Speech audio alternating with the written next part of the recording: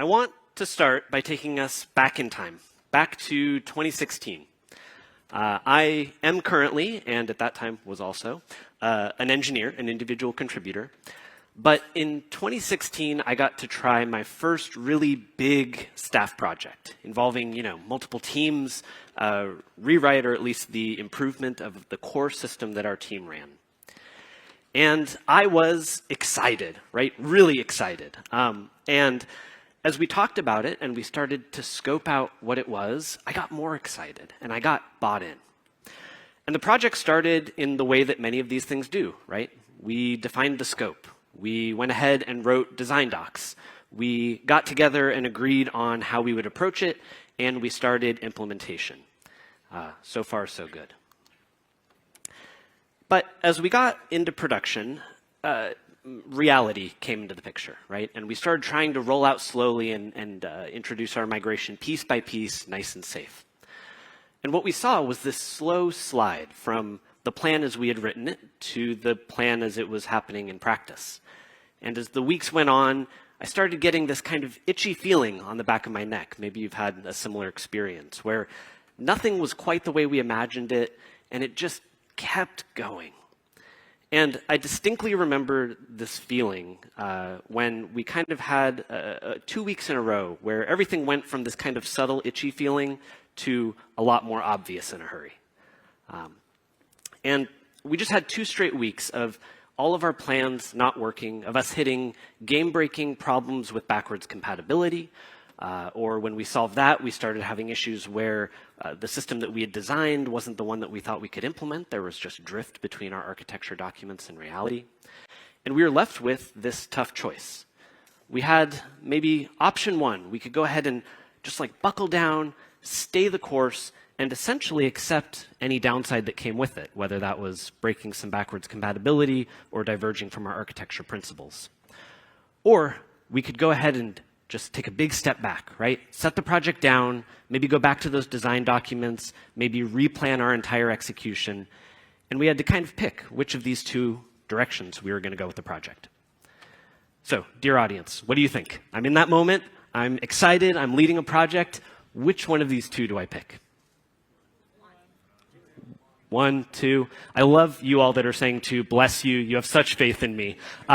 Rest assured, I said we should do option 1, right? We got this. Totally. Let's just stick our head down and we'll figure out the problems, right? This is leadership. This is tenacity.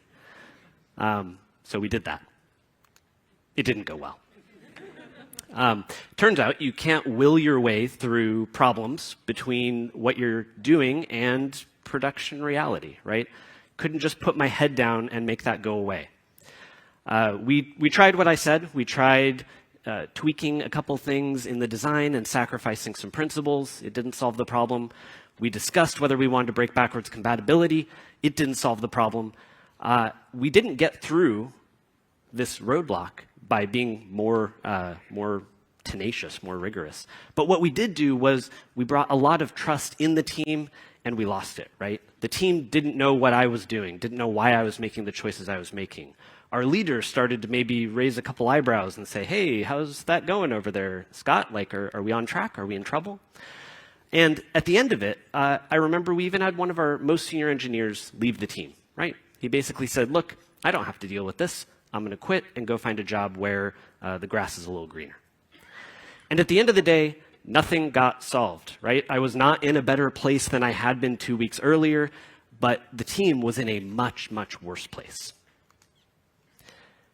But it's funny because that story doesn't end there. In fact, if you just jump forward in time, maybe a year and a half, the whole project worked. It succeeded. Things went well, and we got what we wanted at the end of the day.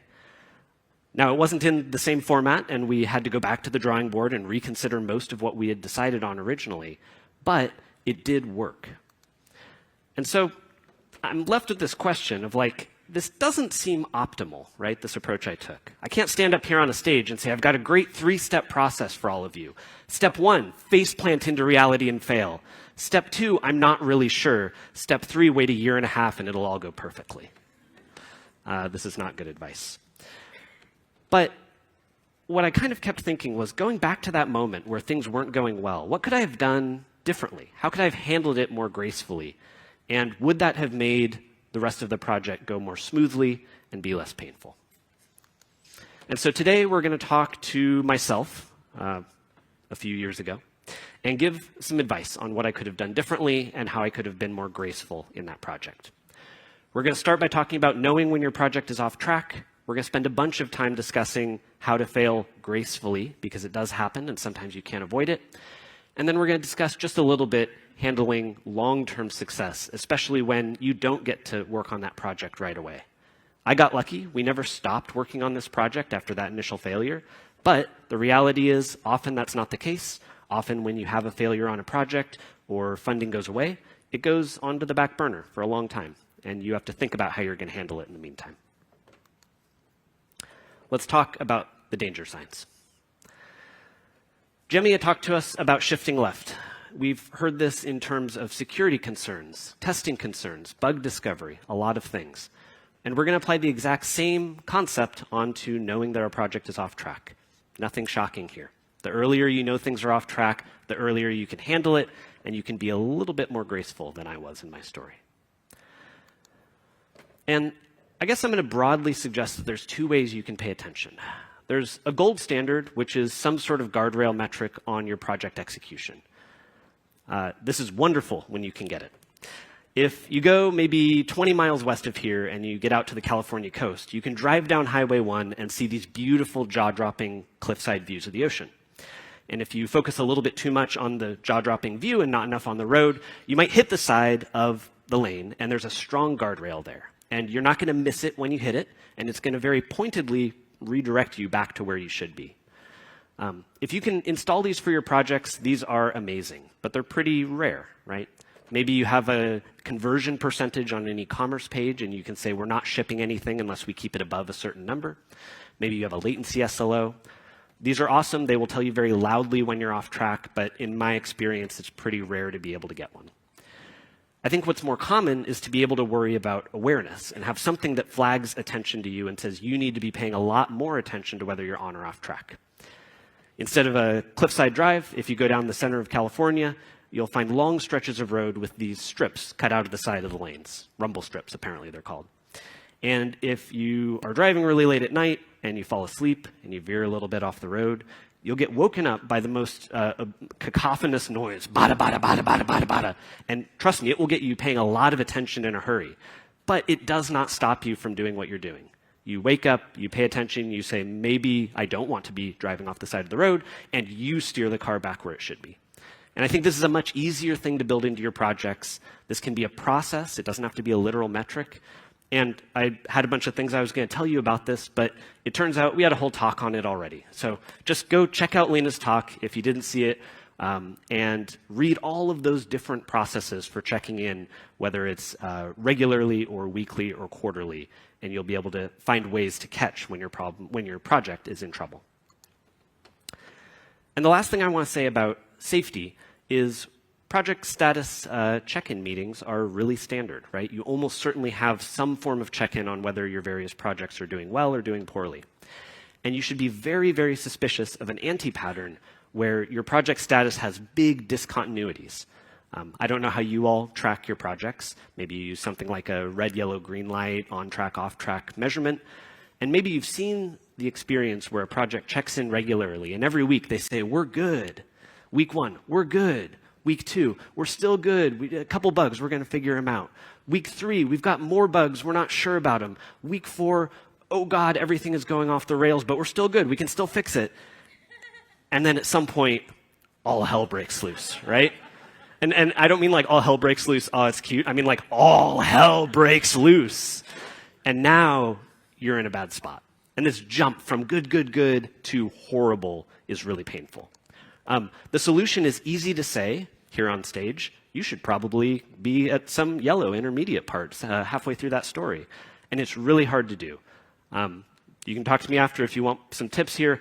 I'll just say that whatever it takes in your company, whether it's a cultural change whether it's something that you're going to check in with your leadership team regularly. You need to find some way to celebrate and encourage bad news in project status meetings so that you hear about this earlier, so that it's less of a surprise. All right. So we've recognized that we have a problem. What do we do now? How can we do it a little better than I did? There's always a hard point in this decision where you have to pick. Am I going to say that my project is in deep, deep trouble, or can I save it? There's a lot of nuance to this. It matters greatly what the details are. I'll just observe that if you're saying that your project is really off track, but you don't want to give up on it yet, you need to give yourself and give the team a really crisp approach for why you're going to make it better. Don't just say, we're working hard. Everyone knows you're working hard. I hope you're working hard. Say what you're going to do to get back on track this week. At Stripe, we tend to call this like the path back to green. How is this project going to go from red to green? Here's the 5 things I'm going to do this week. And you can be honest with yourself at some point and say, well, it's been a few weeks of a path to green that's had 9 line items. We're not making it. And then you can make that hard decision to say, actually, something really fundamentally needs to change. My advice is just don't linger in that limbo state for a long period of time. It feels horrible when you're on that project, and it's just a tough place to be regardless. When you decide to end your project, communicate it clearly and think very carefully about the root causes. There's probably not just one, there might be a long list, but it's worth it for your team and for the teams around you and your collaborators to hear what's going wrong and to have that be something that is shared. Right? Don't run away from it. Don't act like there aren't problems. Don't be afraid to talk about it because, of course, your lessons are very likely relevant to a lot of other people at your company. And I think failures also get a bit of a bad rap. I don't know if you've ever worked on a project that's been a big failure, like you decided to turn it off, and then you felt kind of ripped off because you're like, actually, we did a bunch of good work. Yes, the project failed, but that doesn't mean that everything about it was a poor choice. And you do yourself a disservice, and I think your team will feel a disservice when you describe things in this totally clean binary. So find places where your project did succeed, even if you're choosing to end it, and celebrate those, both with the team and broadly so that people are aware of them. And then you can start to ask yourself, as you're celebrating those wins, what can we do to write down and to make concrete the things that we built that were successful? How can we preserve for our future selves, maybe for the next person on the team, or maybe yourself in 6 or 12 months, whatever it was that actually worked well? You may or may not be familiar with scrollprize.org. If not, a lot of exciting news this week. They're essentially digging up these ancient Roman manuscripts that have been charred beyond belief, and they're trying to read them, a couple years after they were burnt. And I don't know about you, but occasionally I've had to try and dig into some ancient artifacts of my own teams, and it can feel kind of like this, where you're reading some ancient document, it doesn't make a lot of sense. Maybe you had to dig deep into, Google Drive to find it. And it can be surprisingly painful to learn relatively simple lessons. Maybe you even just have to guess at them. So set down the successes that you did have, whether they are knowledge that you learned, services you wrote, code, anything, and share them widely. Make sure people know what worked well, even if the project is going to fail. And remember that the work that you do that's valuable is not just the code that you write. The people that you work with matter, and your relationships with them matter. And so, you want to make sure that you're thinking about the impact your choices have and your communication have on the relationship, on the working collaboration, and the trust that you have with your stakeholders, with your team, and with your leaders. This might seem kind of obvious, like, of course, Scott, you shouldn't go ahead and burn trust for no reason. But this is exactly what I did, right? I totally burned trust for no reason. That bar is on the ground, and I tripped over it and fell flat on my face. So think a little bit about this. This is easy once you're considering it, but it's also easy to forget. And that kind of work comes back to you over time. Mark Robinson talked about making friends and finding allies. My version is maybe don't destroy and alienate your allies for absolutely no reason. But these are both good pieces of advice. And at the end of this, we haven't won. In fact, by definition, our project just failed. But hopefully, we've made sure that we understand why that failure occurred, and we've communicated it. We've hopefully built up trust at the end of the day, or at least not burned it to a complete crisp. And our successes are clearly documented and celebrated. And if we do this, I really do believe that you'll become more credible with your team, with your leaders, with everyone around the project. The reality is we will all fail at projects in our career. I certainly have.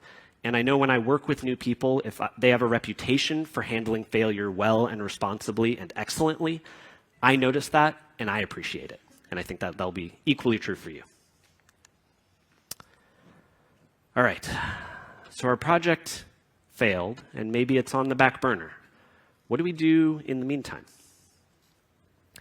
I think when you're in the middle of a large project, time can feel kind of like an enemy. You're worried about when you're going to hit the next deadline, you feel rushed, and you're always fighting the clock, or at least it frequently feels that way. But one of the good news when a project gets put on a back burner is all of a sudden time can work actually as your ally. In fact, you have a whole lot of it all of a sudden. The project's not making forward progress. No one's expecting you to deliver it on a certain day or week in the future. And now's your chance to find ways to chip away at it, to make it easier than it ever was, so that when you come back to it, maybe it's even significantly simpler, or you at least understand it much better than you did before. David Epstein has a book called Range, and in it, he talks about this idea that seeing a problem from multiple perspectives, maybe different people reading it and thinking about it, maybe different areas of expertise, like a different role or a different background, or maybe just a whole lot of instances of the problem, can give you that light bulb moment where you realize all of a sudden, finally I see something that I missed when I only heard the first example or the second example or the fifth example. And you can have these brilliant moments of insight. And so in the background, while you're waiting, while your project is not being actively pursued, you can very cheaply be paying attention for more use cases, for more examples or more customers that might want to use the system or the platform or whatever service you were designing. And they may not be super different from each other, but as long as you kind of keep this as a background process, you might be pleasantly surprised. And all the time you can be doing relatively cheap thought experiments, right? Just give yourself 5 minutes, 10 minutes and ask, hey, is this new use case I just heard for the project that's on the back burner that I'm not actively pursuing, is it really well solved by the last known plan that we had? Or is it sort of in some other territory? Do I need to kind of flag it and make sure that when and if we come back to it, we're going to give this specific problem more attention? It can help you build confidence. It can help you correctly lose confidence in a plan that's not good and won't solve the general case. And you can very cheaply just start accumulating these in the background. I like to have a long-running catalog, and someday in the future, you'll be very happy that you took a little bit of time in the moment to write that down. But you can also zoom all the way out, right? Kind of get galaxy brain about it. And it turns out that probably the work that you were originally planning to do on that project has a couple of guiding principles. This can be all sorts of things, but essentially it's a question of if you kind of squint your eyes hard enough, were there any general tenets or rules or principles that told you what code to write or how to pursue the project? And you probably had a few of these. And the odds are all the other projects that you're now working on, while this one's sitting on the back burner, all the other projects probably have some meaningful overlap. Because at the end of the day, most of us work in an area that has some consistency in the domain or the types of problems that we see. And so you can actually get a little bit of free work. You can test your old principles on new projects and prove or disprove them, maybe edit them and make them even better. And you can also take the principles you've built for the new projects and apply them back and check if they make sense for your old one. And again, you're trying to just build intuition, make this problem even easier the next time you see it. And you can do this in the reverse. If that's too kind of pie in the sky for you, zoom all the way in and look at the tactics of what you plan to do. Maybe you were planning to build a new service because you wanted to get out of a monolith. Maybe you wanted to improve testing because you thought your system wasn't safe to edit. These are all pieces of work that might be relevant across projects, and you can at least ask yourself, should we pursue any of them for the new project?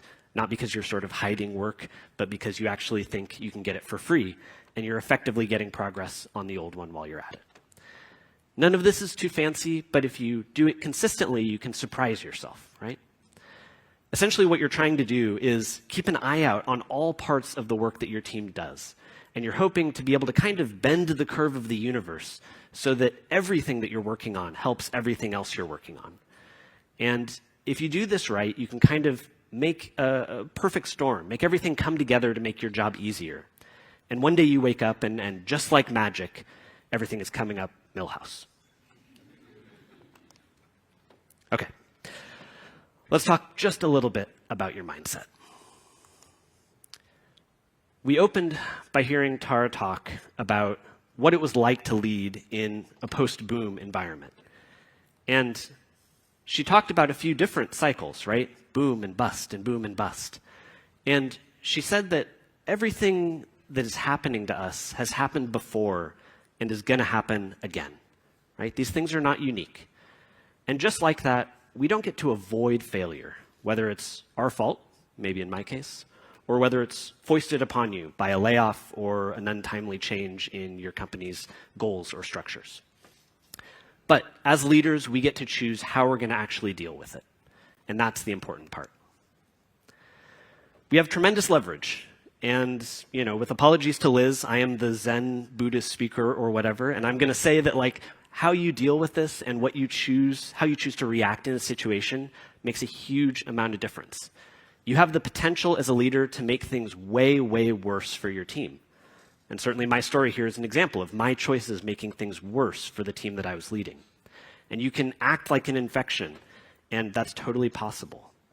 But the good news that we all know is if we do our jobs right and we do our jobs well, we can add harmony and alignment. We can make sure that we're all focused in the same area, and we can accomplish tremendous things together. And so we bear a heavy and really important responsibility to make sure that we're doing the good thing, not the bad thing during hard times, right? You can do this by just paying attention and noticing. You can watch for projects going off course, and you can make sure that you're having that honest, difficult discussion. If you need to mark your project red in the weekly execution discussion, do it. Have the hard conversation. If that idea is new to you, maybe check out Kim Scott's book on radical candor and understand why it is kinder, it is better for your team to have the difficult, honest discussion, even if it's a little bit unpleasant in the moment. And then, if the time comes for your project to wind down, to fail, make sure that you're accepting those failures with honesty and with grace and looking for the upside. Not making up the upside, but actively looking for things to celebrate. This can be technical accomplishments. This can just be good working relationships. But doing this and doing it well is going to build credibility within your team and with all of your stakeholders, leadership and otherwise. And dealing with these bad times is a reality. I think we all know that in this room today. But working side by side with somebody who handles it really well is a wonderful experience, and you can be a part of that and offer that to other people. And if we do all of this, then the time while our project is sitting on a back burner can be our ally, not our enemy. And we can make sure that, even for these difficult times, not a boom time, but maybe a bust, we can handle it and we can be ready for it. Because the very best ideas that you have, if your plan to build something is truly the right thing for your team and for your org and for its purpose, the ideas grow on their own. They don't need a lot of attention. They just need a little bit of fertile ground, and they need you to make sure they stay alive through the long winters and the droughts.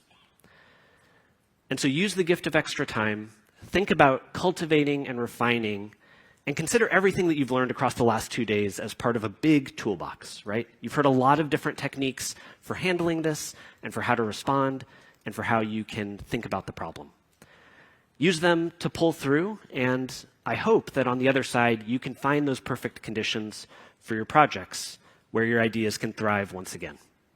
Thank you all.